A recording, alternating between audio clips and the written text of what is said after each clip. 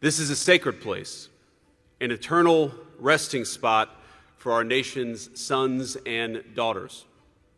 We gather in solemn commemoration of their sacrifice and the sacrifice made by all those who gave up their lives in service to our beloved country.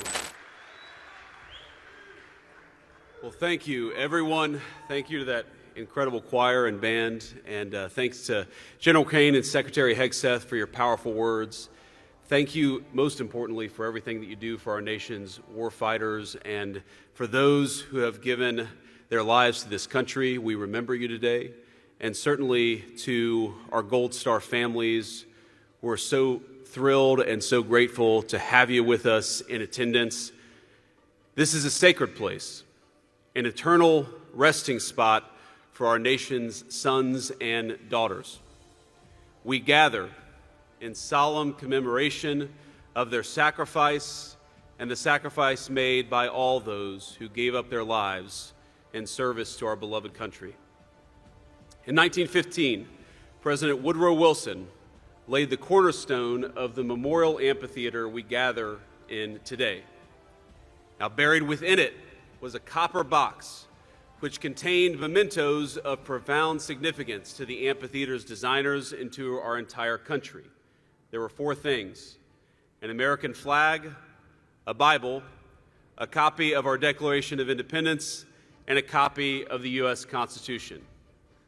And the objects they chose to dedicate to posterity, those Americans remind us of the values we hold timeless and dear as a nation and as a people. But those values didn't spring from any stonework or time capsule. They were lived out day after day by the people buried in this hallowed cemetery. Each life honored here in Arlington was once full of the ordinary moments and quiet dreams, of early sunrises, of good days and bad days, of celebrations and disappointments. They stood not apart from us, but among us, ordinary men and women who chose to shoulder an impossible burden. And when we consider what they gave to us, it's common, of course, to focus on their deaths, on the courage to give in that moment what very few are willing or able to sacrifice. But the real tragedy of the loss is not in a single moment of suffering, as our Gold Star families know well, but in all the future moments they and their families lost. Every moment between their sacrifice on the battlefield and what would have been a natural death. Because we know they sacrificed not just their physical life, they sacrificed the moments that make that life worthwhile. They sacrificed a child's embrace. They sacrificed walking their daughter down the aisle, of seeing their husband or wife after a big promotion, of sharing a meal with the family at Thanksgiving. For my fellow Americans, especially those watching on television, consider the sum of all the moments that make a good life. And now appreciate that countless strangers, people most of you never met, they gave up those moments in their own life so that we could enjoy them in ours. And that is what Memorial Day is all about. I once heard a Marine Corps colonel that I served with. He said this in 2005, not long after a very tough deployment to Iraq. He said this about his fallen men, that they were the best looking, they were the kindest, they were the smartest, they were the most devoted. They were the very best of us.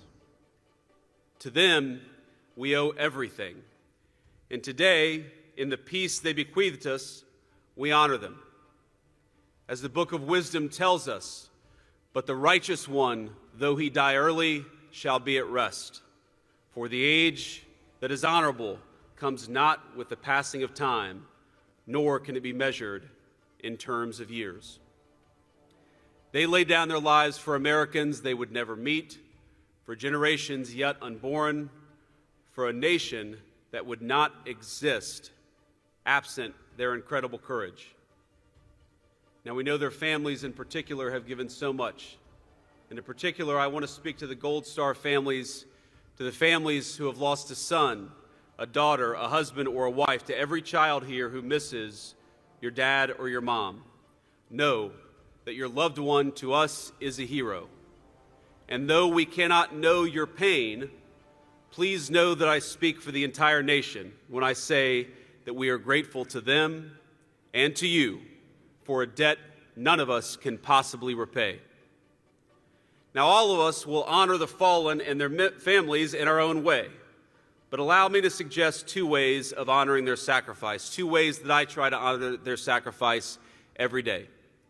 First, we ought to commit ourselves and expect from our leaders to treat the lives of our troops as the most precious resource. The very best way.